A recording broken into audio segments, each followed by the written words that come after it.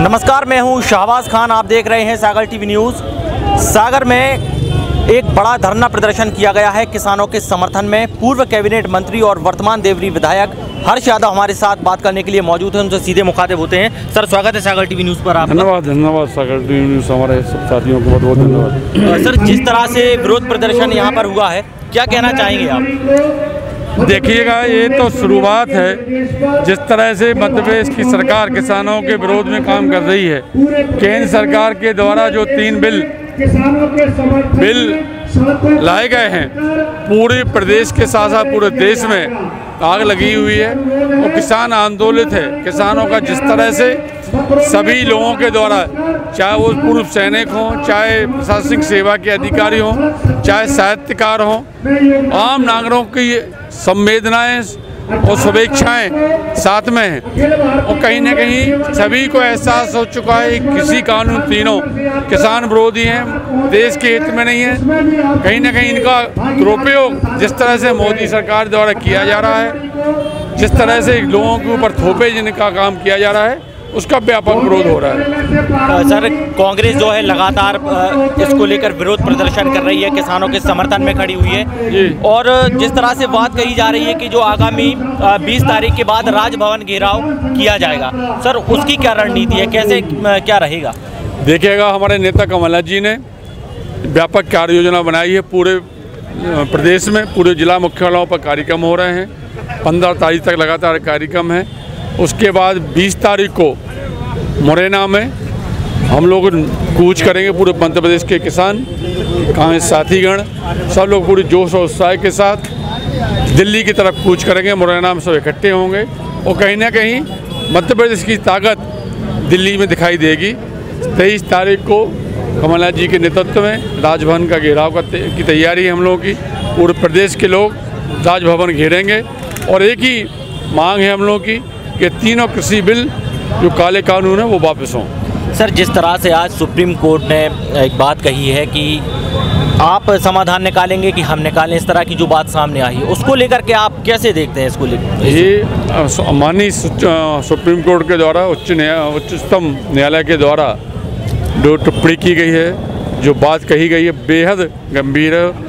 और निश्चित रूप से जब न्यायपालिका को सुप्रीम कोर्ट किस तरह की टिप्पणी करने के लिए बाध्य होना पड़ा है, तो कहीं ना कहीं ये बात संज्ञान में सभी को आ चुकी है कि कृषि कानून, काले कानून लोक हित में नहीं है, किसान हित में नहीं है, देश हित में नहीं है।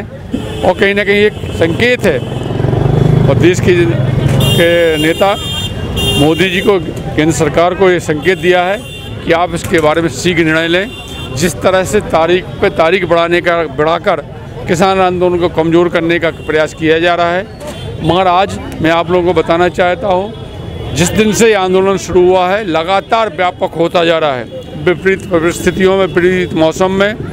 और आज जिस तरह से संवेदनाएं लोगों की जुड़ रही हैं, लोगों के रुझान हो रहा है, चाहे वो महिलाएं हों, चाहे छोटे छोटे बच्चे हों, चाहे सभी क्षेत्र के लोग जिस तरह के किसानों के साथ खड़े हैं, वो कहीं ना कहीं आगाज हो चुका है कि मोदी जी की सरकार के द्वारा जो निर्णय लिए जा रहे हैं, जिस तरह से देश बेचने का काम किया जा रहा है, वो कहीं ना कहीं देश के हित में नहीं है। सर, सागर में जो प्रदर्शन हुआ एक बड़ा धरना प्रदर्शन था, लेकिन देखा गया कि यहाँ पर जो युवा कांग्रेस के ही कार्यकर्ता उनके द्वारा विरोध किया गया है, जो ग्रामीण कांग्रेस के जिला अध्यक्ष उनका। सर, तो इससे लगता नहीं दो फाड़ हो गई है कांग्रेस?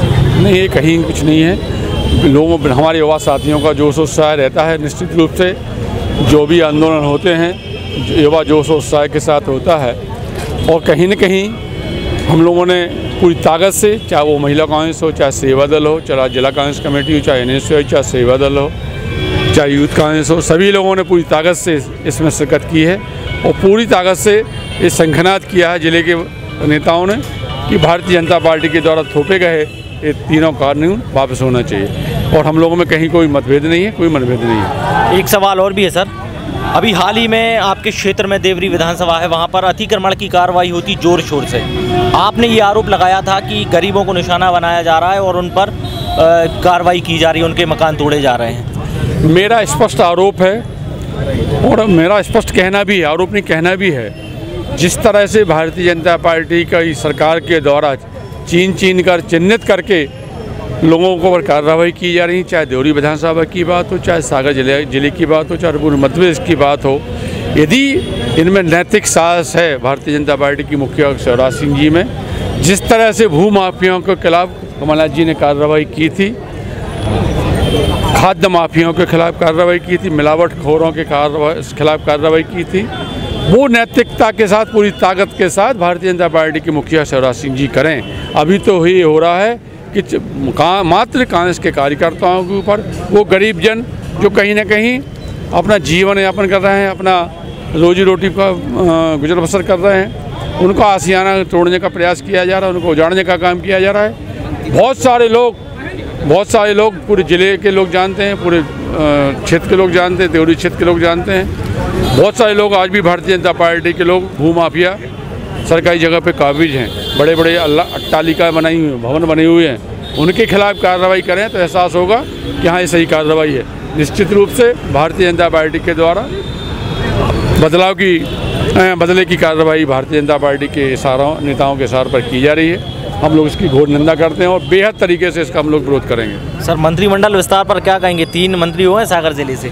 ये मंत्रिमंडल का विस्तार तो अब कहीं सभी को एहसास हो चुका है कि शिवराज सिंह जी का भारतीय जनता पार्टी का मंत्रिमंडल नहीं है, ये तो महाराज का मंत्रिमंडल है। महाराज की मंत्रिमंडल कितने दिन टिकेगा, कितने दिन नहीं टिकेगा, ये भी सबको एहसास है।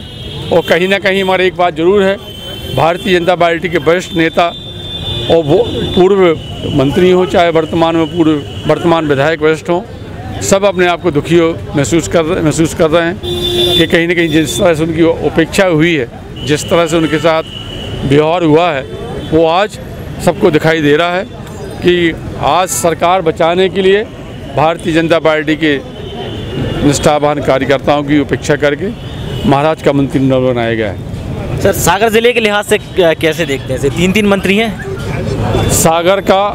यदि समुचित विकास इन 3 मंत्रियों ने जो जवाबदारी ली है कि हम 8 विधानसभा का विकास करेंगे, मात्र अपने विधानसभा तक सीमित नहीं रहेंगे, तो मैं इसका स्वागत करता हूं।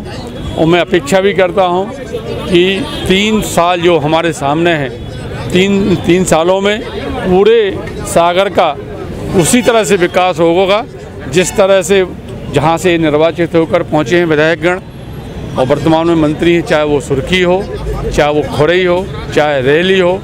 नहीं तो देखने में आया 15 वर्षों में मात्र अपने सीमित क्षेत्र तक ही सीमित हो गए हैं मंत्री लोग। उसकी वजह से जिले के अन्य विधानसभा बड़े उपेक्षित हुए हैं, पिछड़े हुए हैं। शुक्रिया सर, बहुत बहुत धन्यवाद, बहुत बहुत धन्यवाद। पूर्व कैबिनेट मंत्री हर्ष यादव और वर्तमान देवरी से विधायक सागर टीवी न्यूज़ से वो खास चर्चा कर रहे थे। तमाम खबरों के लिए बने रहिए सागर टीवी न्यूज़ के साथ। शुक्रिया।